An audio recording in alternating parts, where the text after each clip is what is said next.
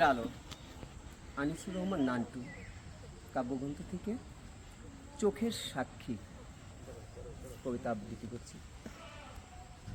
যে চোখ দেখে সে সাক্ষী, তবু আমরা কতবার চোখ বন্ধ করি, ভয়, সুবিধা বা অজ্ঞতার কারণে। কেউ চুপ থাকে, কিন্তু ইতিহাস চুপ থাকে না। চোখের সাক্ষী সব মনে রাখে, অন্যায়, অত্যাচার, বঞ্চনার প্রতিটি দৃশ্য। একটি নীরব দৃষ্টি শুধু দেখে না, ভবিষ্যতের জন্য চিহ্ন রেখে যায়। আমরা চোখ বন্ধ করি, তবু সাক্ষী চোখ লিখে রাখে সব। লোভ ও ক্ষমতার ছায়ায় সে নীরবে দাঁড়ায়, ভয় দেখায় না, শুধু সতর্ক করে, শুধু সতর্ক করে।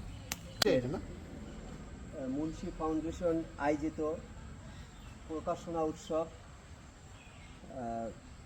কাব্যগ্রন্থ ভেতরের আলো এবং গল্পগ্রন্থ আমিন সাহেবের দিনলিপি। এই প্রকাশনা উৎসব হচ্ছে আমার শ্রদ্ধেয় গুণীজন আনিসুর রহমান নান্টু লিখেছেন।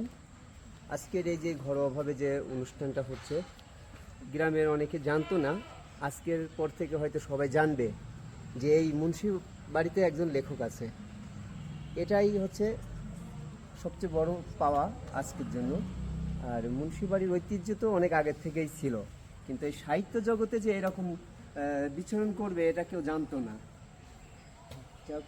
আমরা তার এই বই পড়ে অনেক কিছু জানতে পারবো, সামাজিক কর্মকাণ্ড এবং যে আমিন সাহেবের দিনলিপি সম্পর্কে, তার যে জীবন কীভাবে অতিবাহিত করছে তার সংক্ষিপ্ত কিছু আমরা জানতে পারবো। তাই খুব ভালো লাগলো আজকের এই অনুষ্ঠানে। সবাইকে আমি সংক্ষিপ্ত বক্তব্য শেষ করছি। আল্লাহ হাফেজ।